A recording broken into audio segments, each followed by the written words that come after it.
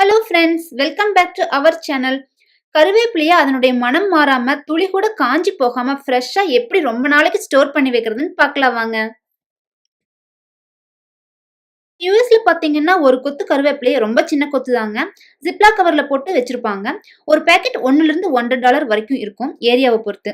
நான் இன்னைக்கு 5 பேக்கெட் எடுத்திருக்கேன். ஃபர்ஸ்ட் கருவேப்பிலையெல்லாம் உருவி ஒரு பவுல்ல போட்டுக்கலாம். கருவேப்பிலை இந்தியன் ஸ்டோர்ல மட்டும்தான் கிடைக்கும். சிலருக்கு இந்தியன் ஸ்டோர் பாத்தீங்கன்னா பக்கமா இருக்கும், சிலருக்கு ரொம்ப தூரமா இருக்கும், அடிக்கடி போக முடியாது. அது மட்டும் இல்லாம இவ்வளவு காசு கொடுத்து வாங்குற கருவேப்பிலை சீக்கிரமா வாடிச்சுன்னா கஷ்டமா இருக்கும். இந்தியாவிலயும் இப்ப கோவிட் ப்ராப்ளம் இருக்கிறதுனால அடிக்கடி கடைக்கு போக முடியாது. சோ ஒரு தடவை வாங்கிட்டு வந்து ரொம்ப நாளைக்கு ஸ்டோர் பண்ணி வச்சுக்கலாம். கருவேப்பிலையில இந்த மாதிரி உருவி எடுத்துட்டோம். அடுத்து இதை நம்ம கழுவிக்கலாம். கருவேப்பிலையெல்லாம் நல்லா கழுவி இந்த மாதிரி ஹோல்ஸ் இருக்கிற பவுல்ல போட்டோம்னா தண்ணி எல்லாம் ஃபுல்லா வடிஞ்சிரும். கருவேப்பிலையை ஃப்ரீஸ் பண்ணி வைக்க போறோம். ஃப்ரீஸ் பண்ண கருவேப்பிலையை யூஸ் பண்ணும்போது எடுத்து கழுவ முடியாது. நம்ம ஃபர்ஸ்டே கழுவி வச்சிட்டோம்னா யூஸ் பண்றதுக்கு ஈஸியா இருக்கும்.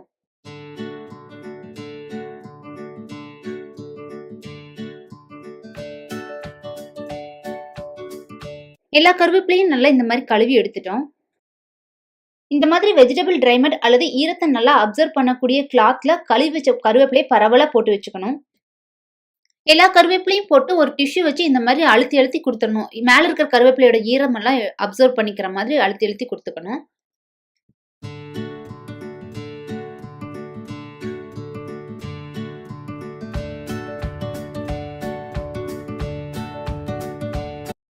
இன்னொரு ஃப்ரெஷ்ஷான டிஷ்யூ எடுத்து இது மேல போட்டு கொஞ்ச நேரம் இருக்கட்டும். நீங்க கிளாத் யூஸ் பண்ணியிருந்தீங்கன்னா கிளாத்தே அப்படியே மேல போட்டுடலாம். மேல இருக்கிற கருவேப்பிலையோட ஈரமும் அப்சர்வ் ஆயிக்கும். 15 மினிட்ஸ்க்கு ஒரு தடவை கருவேப்பிலை நல்லா கலந்து விட்டுட்டு மறுபடியும் டிஷ்யூ வச்சு மூடி வச்சிட்டோம்னா நடுவில் இருக்கிற கருவேப்பிலையோட ஈரத்தையும் இந்த டிஷ்யூ அப்சர்வ் பண்ணிக்கும்.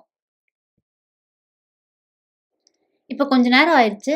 ஓபன் பண்ணி பார்த்தோம்னா கருவேப்பிலையில சுத்தமா ஒரு டிராப் தண்ணி இல்லாம நல்லா ட்ரை ஆயிடுச்சு. இந்த அளவுக்கு ட்ரை ஆயிடணும். தண்ணியெல்லாம் சுத்தமா இருக்கக்கூடாது.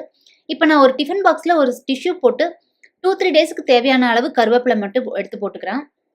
மேலேயும் ஒரு டிஷ்யூ வச்சு நல்லா டைட்டா க்ளோஸ் பண்ணி வச்சுட்டு ஃப்ரிட்ஜில் வச்சிடலாம். இது வந்து 2-3 டேஸ் இல்லை 1 வீக் வரைக்கும் நல்லா ஃப்ரெஷ்ஷாக இருக்கும். மீதி இருக்கிற எல்லா கருவேப்பிலையும் ஒரு ஜிப்லா கவரில் இந்த மாதிரி போட்டு நல்லா டைட்டாக க்ளோஸ் பண்ணி வச்சுக்கலாம். இந்த மாதிரி போட்டுட்டு இதை நீங்கள் ஃப்ரீசரில் வச்சிட்டிங்கன்னா 2 months கிடையாது, அதுக்கு மேலேயே நல்லா ஃப்ரெஷ்ஷாக இருக்கும். இது 2 monthsக்கு முன்னாடி நான் ஃப்ரீசரில் ஸ்டோர் பண்ணி வச்சிருந்த கருவேப்பிலை. இது பாருங்க எப்படி இருக்குன்னு. நல்லா ஃப்ரெஷ்ஷாக வாசனை மாறாமல் அப்படியே இருக்கு. கொஞ்சம் லைட்டாக மொறுமொறுன்னு ஆயிருக்கும், அவ்வளோதான். எப்போ வேணாலும் எடுத்து யூஸ் பண்ணிக்கலாம். இதே டெக்னிக்கை நீங்களும் ஃபாலோ பண்ணி ஒரு கருவேப்பிலை கூட வேஸ்ட் பண்ணாம யூஸ் பண்ணுங்க. இந்த வீடியோ பிடிச்சிருந்தா லைக் பண்ணுங்க, ஷேர் பண்ணுங்க. உங்களோட ஃபீட்பேக்கை கமெண்ட் செக்ஷன்ல சொல்லிருங்க.